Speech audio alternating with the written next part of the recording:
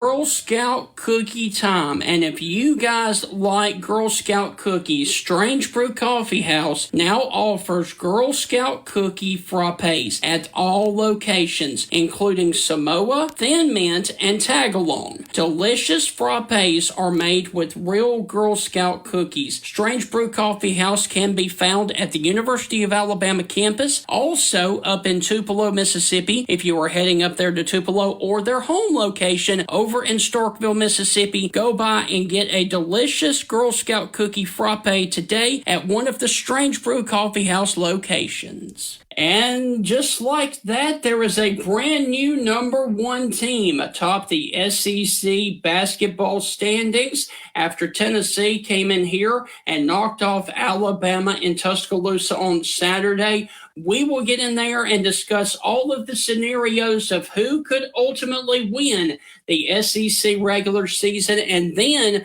we're going to be joined by none other than Chris Lee from Southeastern 14 to get his take on all things SEC basketball and baseball. We've got a lot to cover, so let's get things rocking and rolling on the Stingray Show. Hi, this is Tim Brando with a reminder. Those of you on Tide 100.9, look out. You're about to feel the buzz of Stingray. This is Stephen Ray, a.k.a. Stingray, coming to you live from Tuscaloosa, Alabama. I'm Heath Hopkins. I'm here in DeSoto County, Mississippi, right outside of Memphis, Tennessee. You know, Mark, I'm going to put you on the spot. Do you feel that responsibility to pay it forward and give some kid a chance coming up in the ranks, kind of like Tony did for you? Why do you think I'm talking to Stingray tonight? Thank you, man. I appreciate that. No, I mean, look, no. Hey, Stingray, here's the deal. When you get involved with Texas, it's like getting married to a stripper. and let me explain this. It looks good. It's kind of sexy on the surface. Yeah. But then you get the baggage, you get the drama, you get all that eventually comes with it. And that's what you get with Texas, and that's what the Big 12 learned. And Heath, any thoughts on our show moving forward?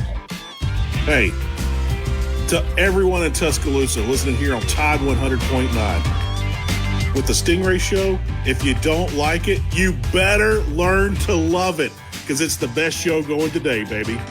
Woo! And ladies and gentlemen, with all of that, we want to welcome you inside another edition of the Stingray Show. And Heath, right off the top of the show, I'm going to say it.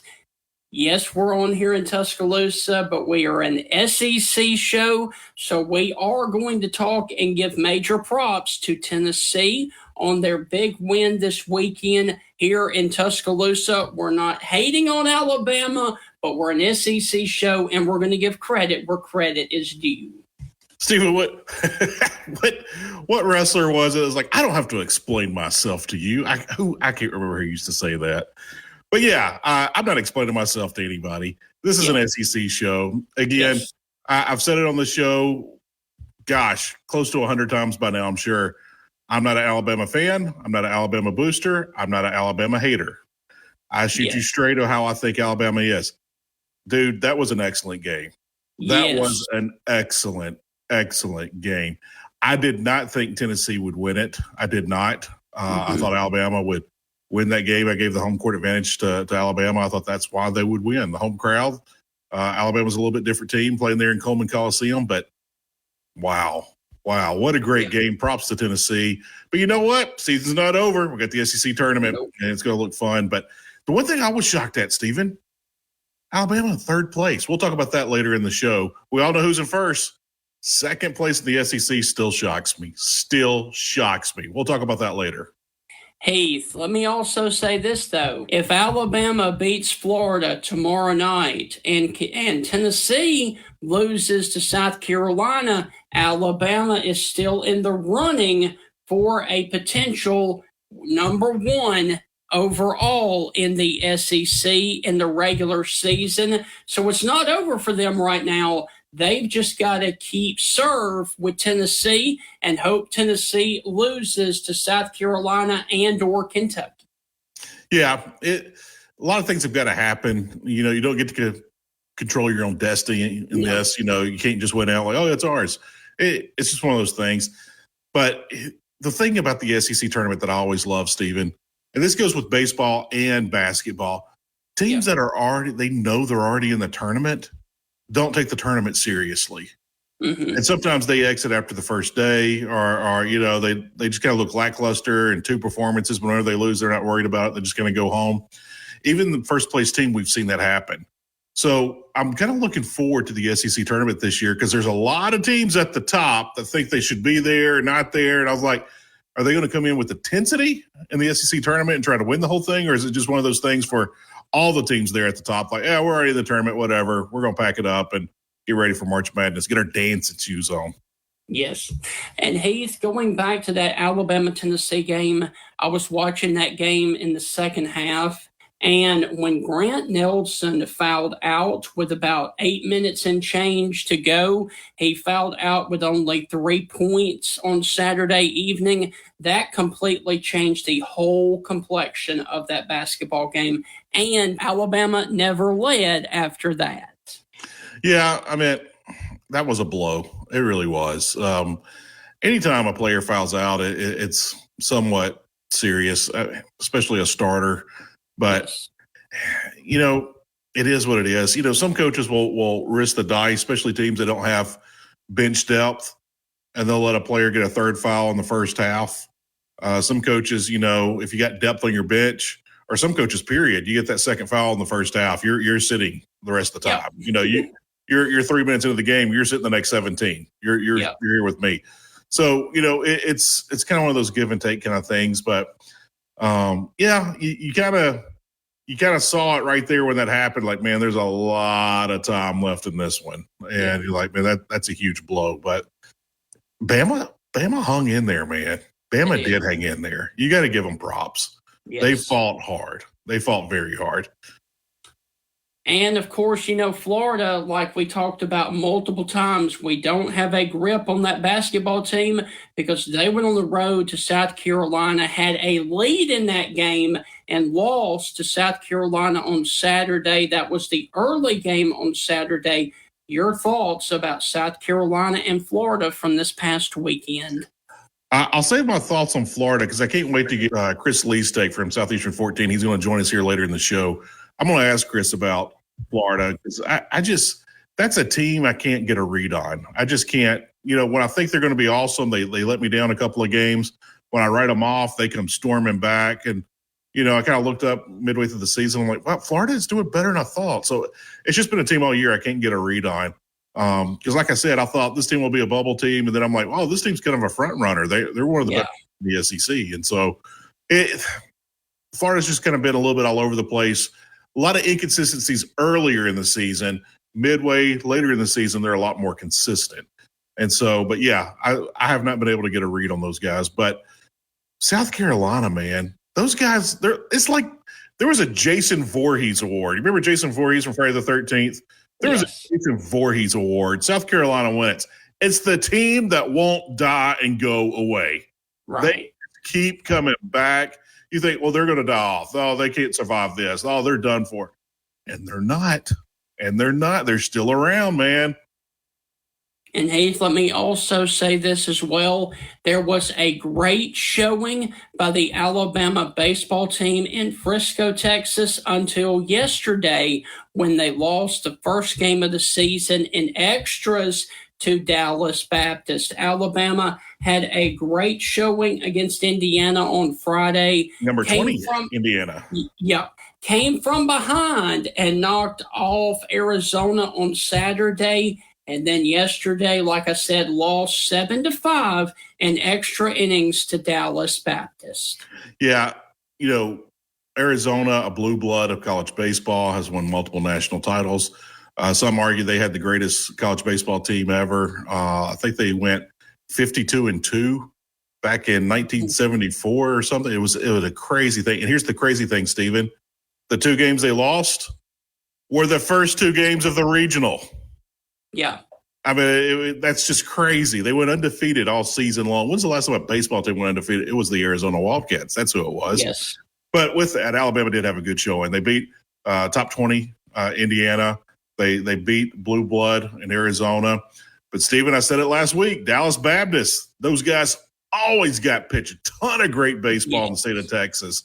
They're always going to just fight you to the very bitter end, and that's what happened. And before we go to break, I do want to mention this for Alabama baseball fans. Alabama on Tuesday evening takes on Jacksonville State right here at Sewell Thomas Stadium. On Wednesday evening, they play Troy, the Trojans, also an Alabama team. And then on Friday, Saturday, and Sunday, they have a 3-game series with Lipscomb. So Alabama baseball is here in Tuscaloosa for 5 straight games. On that note, we got to take our first break, and when we come back, we are going to give you our Fave 5, and then we're going to jump into SEC basketball and baseball talk with Chris Lee from Southeastern 14.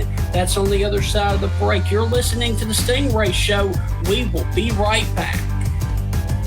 Citizens of West Alabama, have you heard the news? The Bank of Moundville, which was established way back in 1907, offers personal loans of all sizes, unsecured and secured, with competitive interest rates. You can contact them today at 205-371-2227. Once again, that is the Bank of Moundville, 205-371-2227, or go by and see them in downtown Moundville. They are an equal housing lender and a member of the FDIC. Do you guys like to fish? I know I do, and if you have a pond or lake in your backyard that needs stocking of fish, you need to contact biologist Jeff Bagwell with Honey Hole Fisheries. He can help you stock your lake with bluegill, largemouth bass, and hybrid striped bass. You can get in touch with Jeff Bagwell and Honey Hole Fisheries at 205-799-0192. Once again, that is Honey Hole Fisheries, 205-799-0192.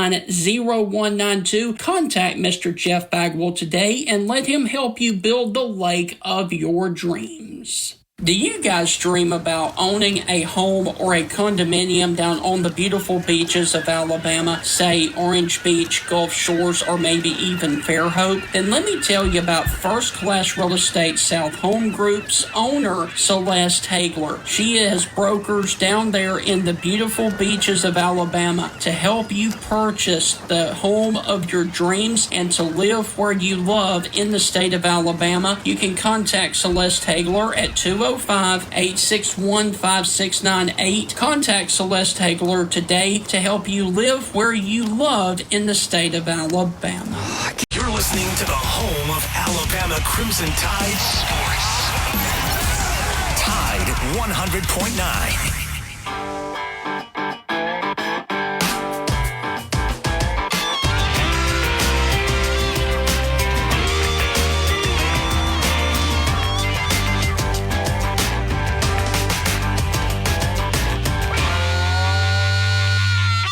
Welcome back inside the Stingray Show. Hope all is well. And now we are about to give you our Fave 5, and we're going to do something that we always enjoy doing that we haven't done quite often in a little while. We are going to give you our National Day of Today. And Heath, on March the 4th, which is today, it is National Grammar Day. So make sure you know your grammar. And then, of course, it is also National Pound Cake Day. Don't never, ever talk to me about no grammar.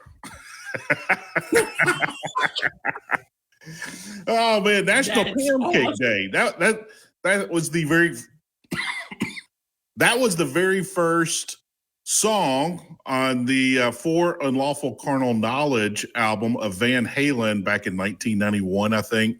The very first song on that album, Pound Cake. A great video. Don't show it in front of the kids. But yeah, wow, pound cake. I'm a fan of pound cake. What about you? Do you like pound cake? Yeah, it's all right. It's not my favorite, but I will eat it. I like pound cake. I'm a fan of pound cake. But yeah, wow. Now I want to go put in the that Van Halen album and listen to it for the rest of the night. I got too much to do tonight. I'm gonna probably put that on the album for tomorrow when I get ready and get going. Put that up on my phone. But yeah, pound cake. You know what, Stephen? There were a lot of great videos off that. Van Halen won the video of the year, the MTV video of the year from right now off that album. So, Heath, now tomorrow evening we don't have a show because of Alabama baseball. However, tomorrow is National Cheese Doodle Day. Cheese Doodle? What? Yeah, yes, I know. Cheese? What is Cheese Doodle?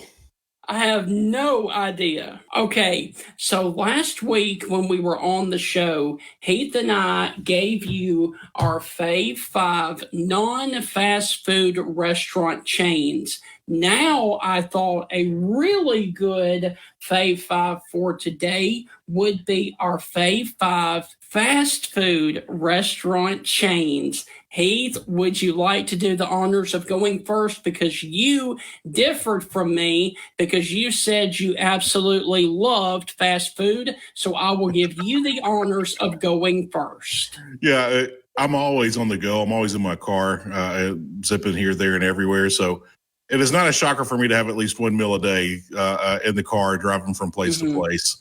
And it's usually at night, coming home from the ball field. We haven't started games yet, but that's going to happen shortly. So, yeah, coming home from the ball field at 8:45, the wife tells me, swing by XYZ, pick up, whatever, and I'll get the kids in the shower. Like, all right, sure.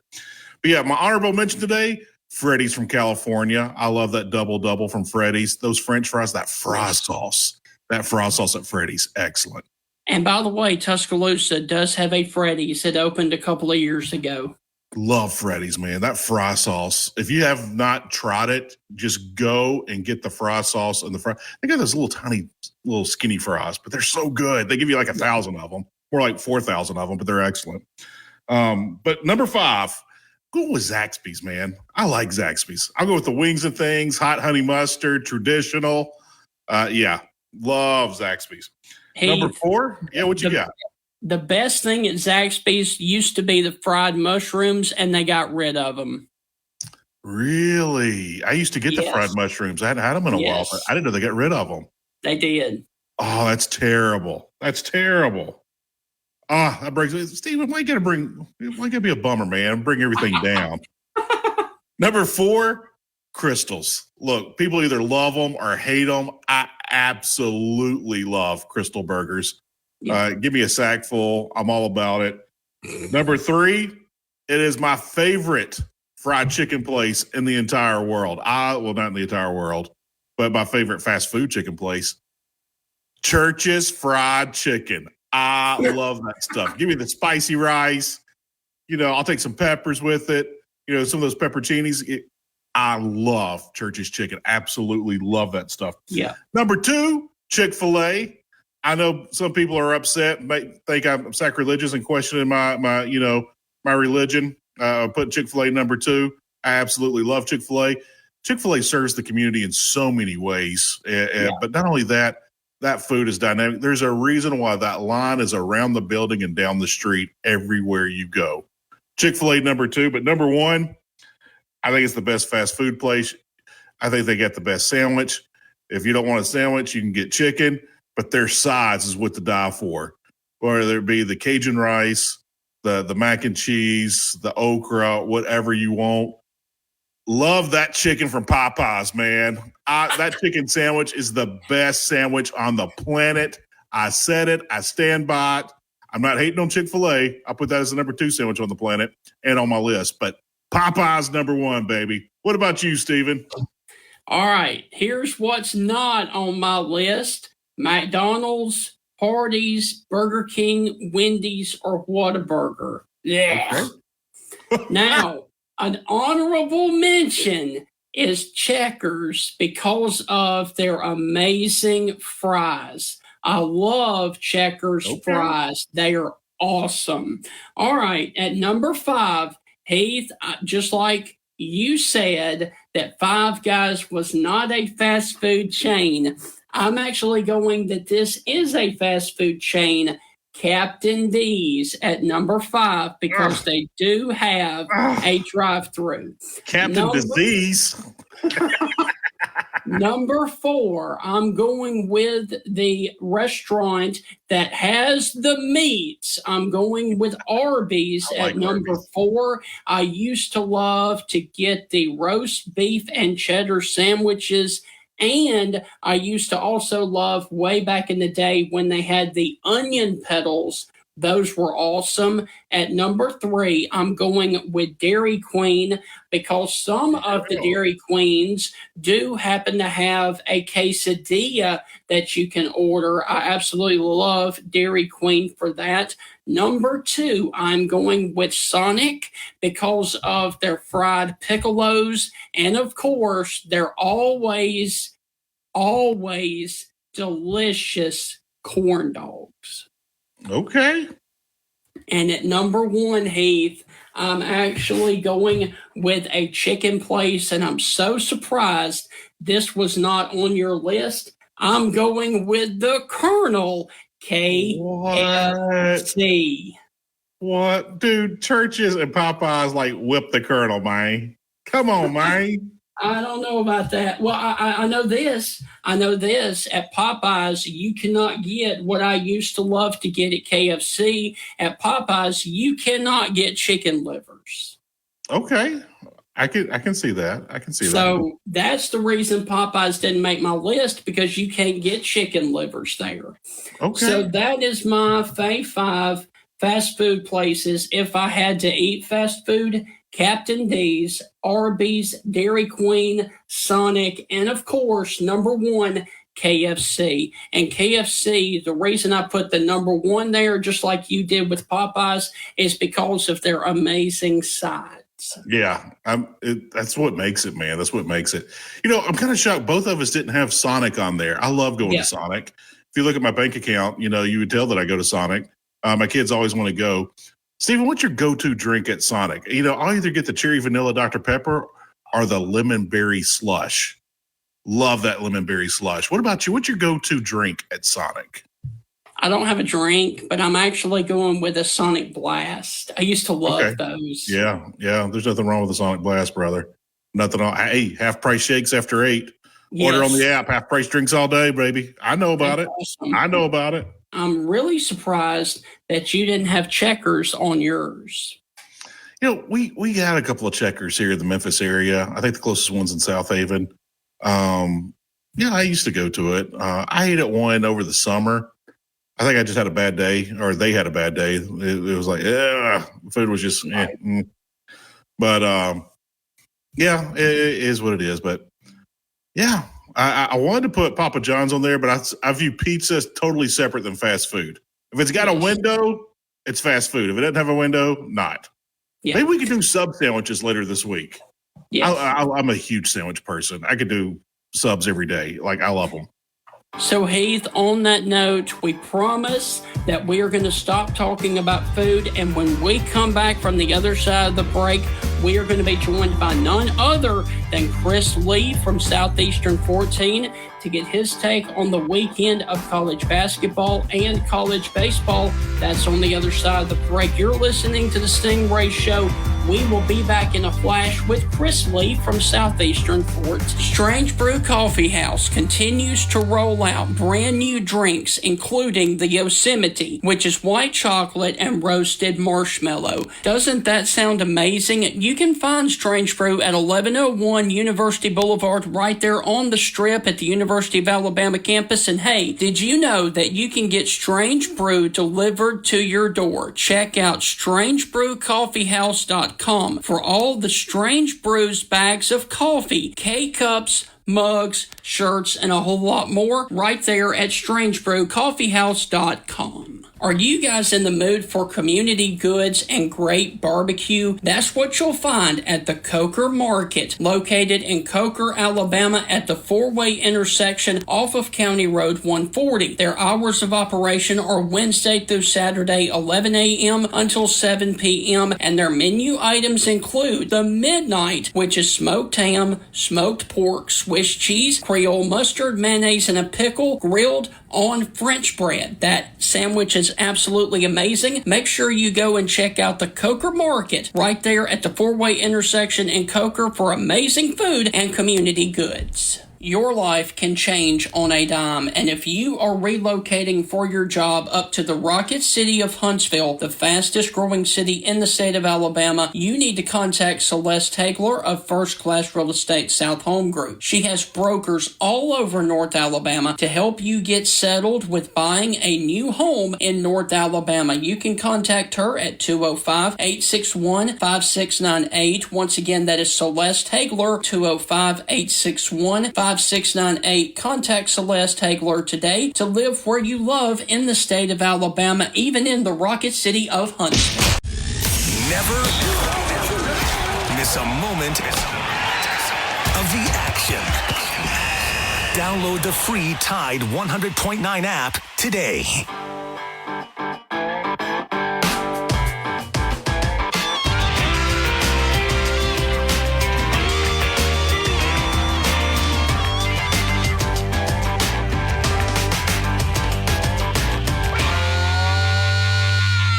Welcome back inside the Stingray Show. Hope all is well with you guys. And now we are about to get to our very special guest this evening, who usually joins us on Thursday evenings, but today we are bringing him on Monday, just simply because of the impactful weekend that we had all across the SEC in basketball and in baseball. Ladies and gentlemen, please help us welcome to the Stingray Show, as always, the owner of Southeastern 14, Mr. Chris Lee.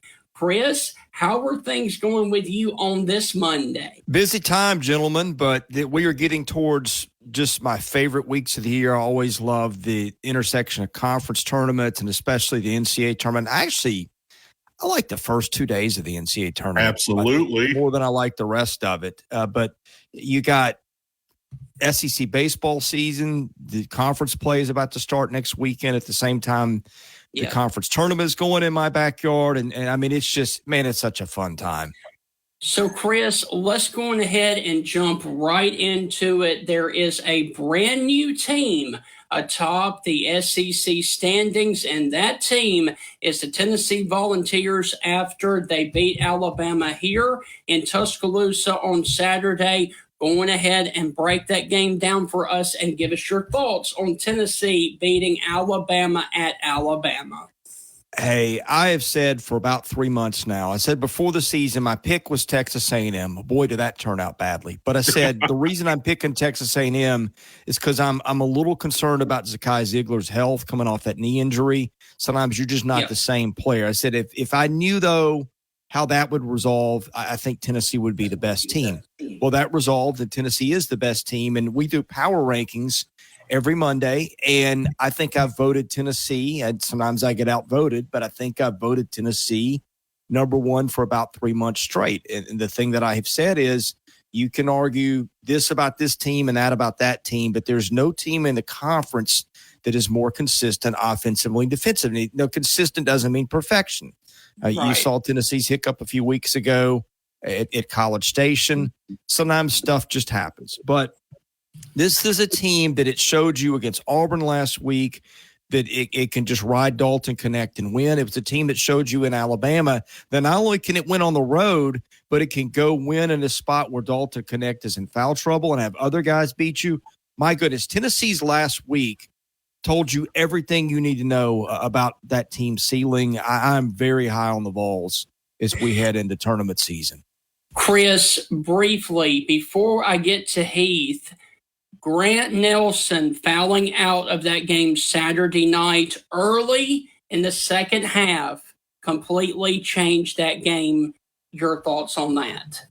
Yeah, Alabama, it's a really good team, but it's a limited team. I was listening to the Field of 68. He said, this is a team that was put together with mid-major transfers. It's not like a Kentucky roster where it's got 5 stars out of high school up and down the roster. Look, I think Alabama's a top 10, 15 team in the country, but it's got limitations. You've heard Nate Oates call out his own guys for defense, and they really don't have the post presence like they've had in last years. They don't have guys underneath that are erasers. They don't have a Herb Jones if you want to go back a few years. And Grant Nelson's not really that guy anyway, but he's their best post player, even with those deficiencies.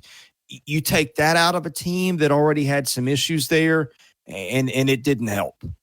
Mm-hmm. Looking at the standings currently, and this one shocked me. Tennessee's on a 6-game win streak. If you had to guess who's number 2 on win streaks in the SEC, one team's going to shock you, one team isn't.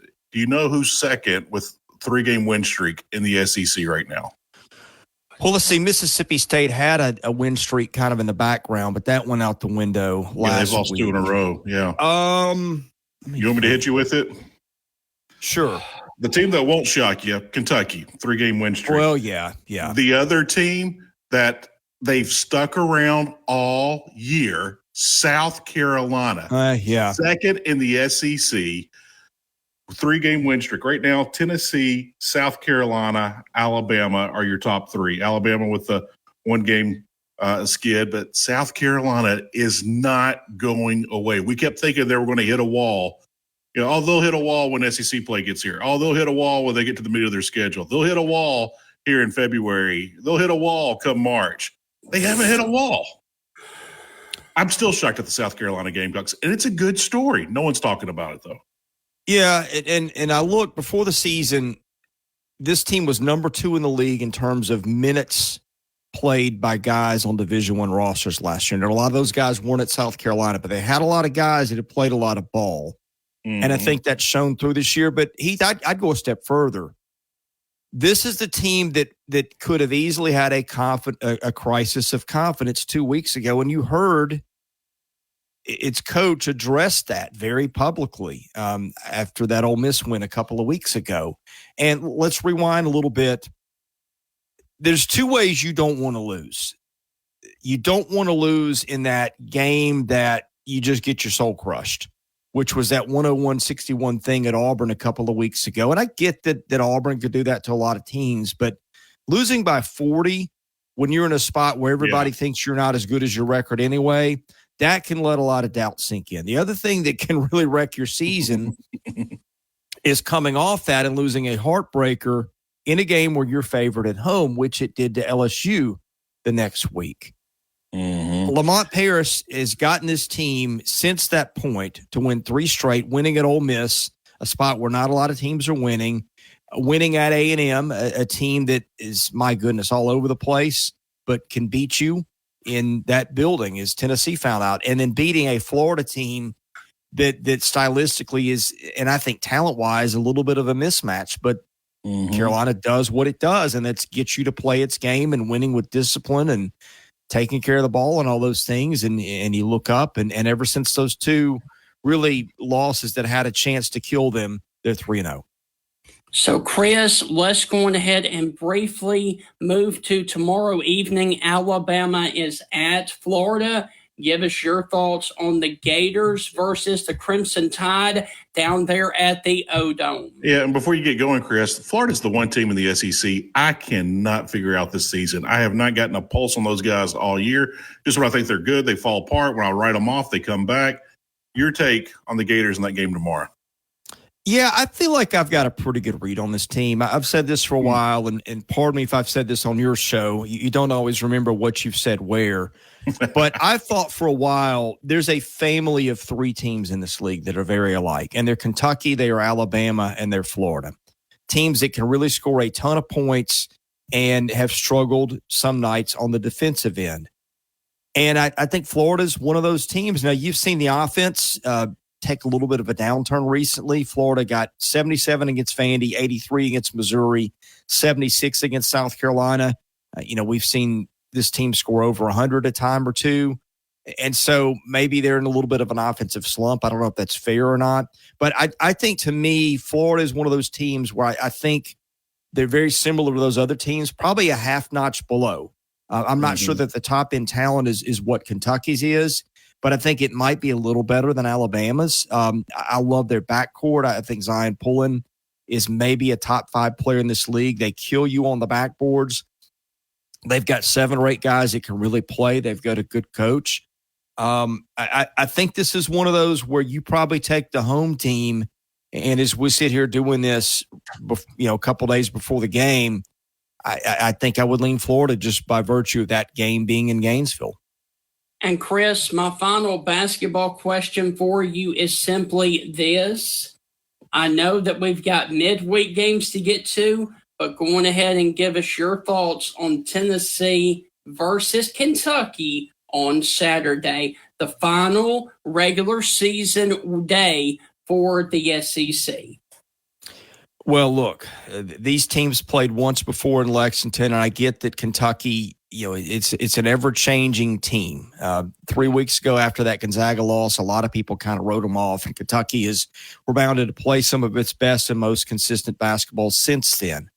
But Tennessee handled Kentucky and Lexington the first time around, and Tennessee and Knoxville has been almost unbeatable and certainly gaining some confidence. Not that Tennessee really needed it, but certainly going to Tuscaloosa and doing what nobody had done doesn't hurt. I just think stylistically, these two teams are both really good offensively. Kentucky's a little bit better offensively, maybe than Tennessee, but defensively, there's a massive difference between those two teams. So give me that defensive ability and that home court advantage, and I think Tennessee wins this one. So, Chris, hold that thought because we were up against our final break, and when we come back, we are going to transition into SEC baseball. That's on the other side of the break. You're listening to the Stingray Show. We will be right back. On the next Inside the Locker Room with Coach Wimp Sanderson and Barry Sanderson. Tune in Tuesday, 7:30. Kevin Skarbinski will join us. We'll look at the Alabama-Florida game. Also, in the second hour, we'll have Doug Bell.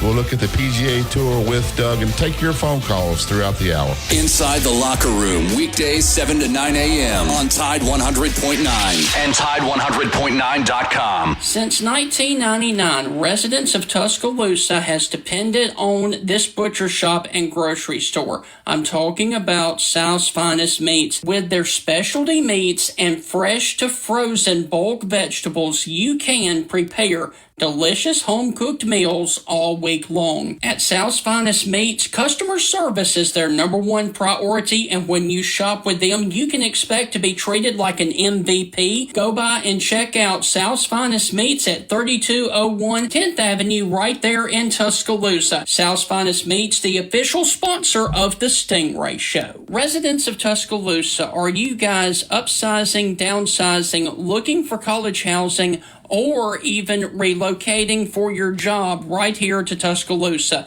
If that's the case, then you need to contact Celeste Hagler, owner and operator of First Class Real Estate South Home Group. She can help you with the buying, selling, and investment needs throughout the state of Alabama. You can contact Celeste at 205-861-5698. Reach out to Celeste again at 205-861-5698 and schedule a consultation to discuss your real estate goals and to live where you love in the state of Alabama. Are you guys in the mood for community goods and great barbecue? That's what you'll find at the Coker Market, located in Coker, Alabama at the four-way intersection off of County Road 140. Their hours of operation are Wednesday through Saturday, 11 a.m. until 7 p.m., and their menu items include the Midnight, which is smoked ham, smoked pork, Swiss cheese, Creole mustard, mayonnaise, and a pickle, grilled on French bread. That sandwich is absolutely amazing. Make sure you go and check out the Coker Market right there at the four-way intersection in Coker for amazing food and community goods. Everybody loves it.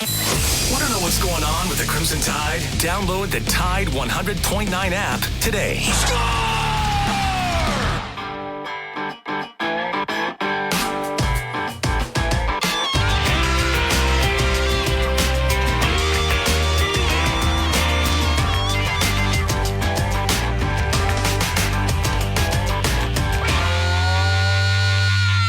Are you guys in the mood for community goods and great barbecue? That's what you'll find at the Coker Market, located in Coker, Alabama at the four-way intersection off of County Road 140. Their hours of operation are Wednesday through Saturday, 11 a.m. until 7 p.m., and their menu items include the Midnight, which is smoked ham, smoked pork, Swiss cheese, Creole mustard, mayonnaise, and a pickle, grilled on French bread. That sandwich is absolutely amazing. Make sure you go and check out the Coker Market right there at the four-way intersection in Coker for amazing food and community goods. Welcome back inside of our final segment right here on the Stingray Show. Our guest this evening is Chris Lee of Southeastern 14. And Chris, let's go on ahead and transition into SEC baseball, as a lot of teams had rivalry series this weekend, including Florida versus Miami.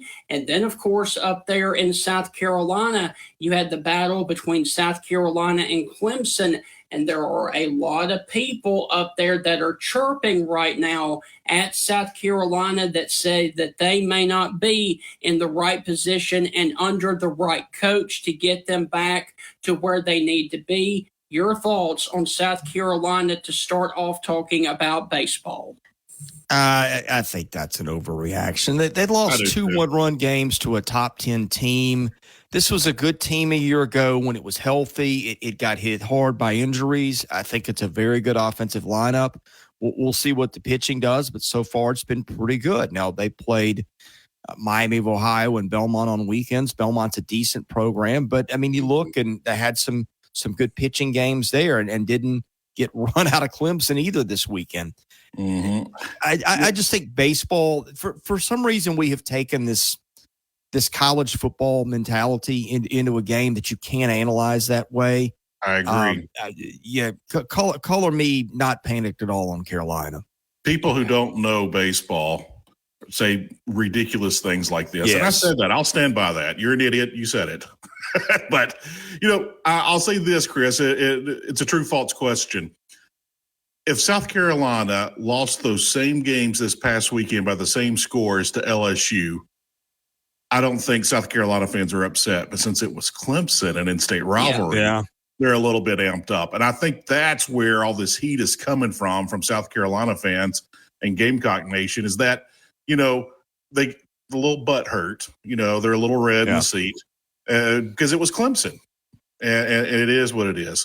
But with that, the team that shocks me the most so far, Texas A&M. Schlossnagle has got them going down there at College Station. I am shocked at the absolute most. They are undefeated. Undefeated.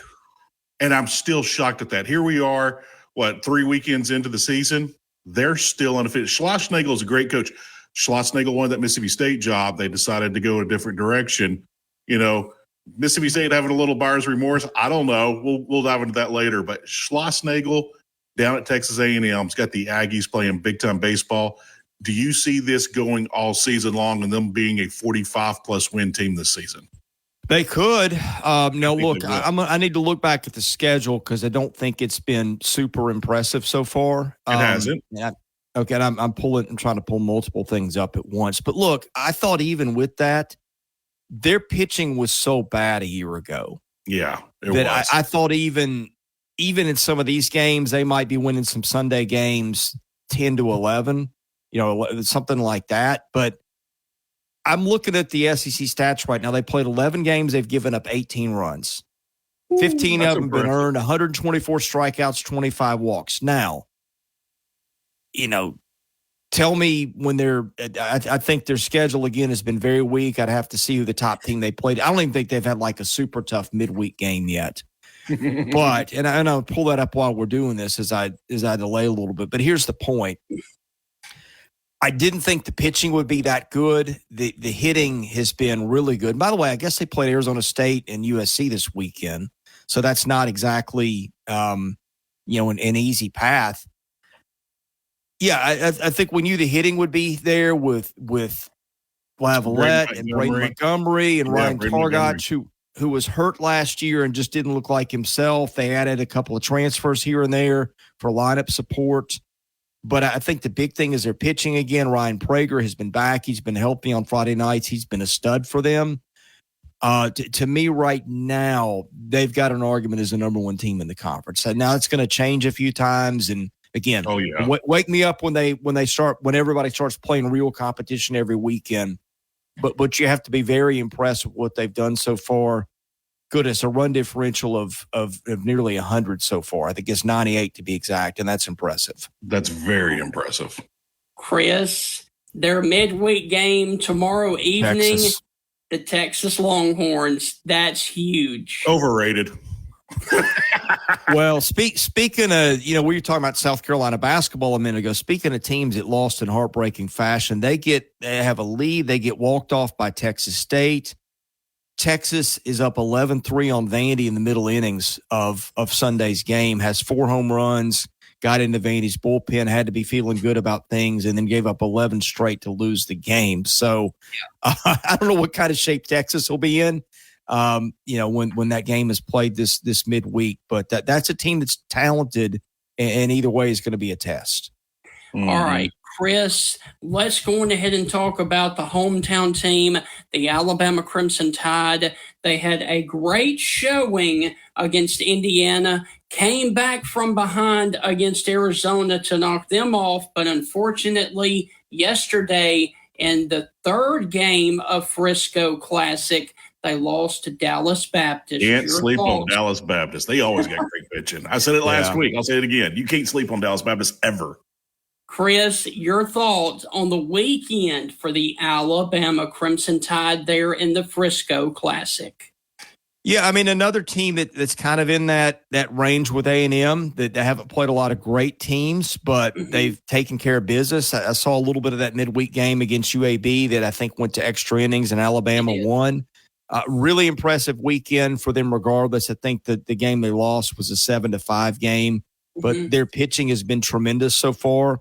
That's no surprise given the way they hit the portal and the volume of durable arms that they brought in. We've known they've had talent at the top of the rotation. What we didn't know as much was their hitting. They've hit the ball really well with a couple of transfers, TJ McCants from Alabama and Gage Miller, the JUCO kid, who's a big power bat for them. So, yeah, again, I don't know what we learned from those first 2 weekends where they dominated Manhattan, Valparaiso, teams that probably aren't going to be anywhere near an NCAA regional. But did some good things this weekend against really quality competition. And I think that affirms, I thought this was a good team coming into the season, and this weekend didn't have me leaning away from that. Chris, and finally tomorrow evening as well in the state of Mississippi, it is Southern Miss versus Mississippi State. Mississippi State is kind of shaky right now. Give us your thoughts on the Golden Eagles and the Bulldogs tomorrow evening over in the Magnolia State.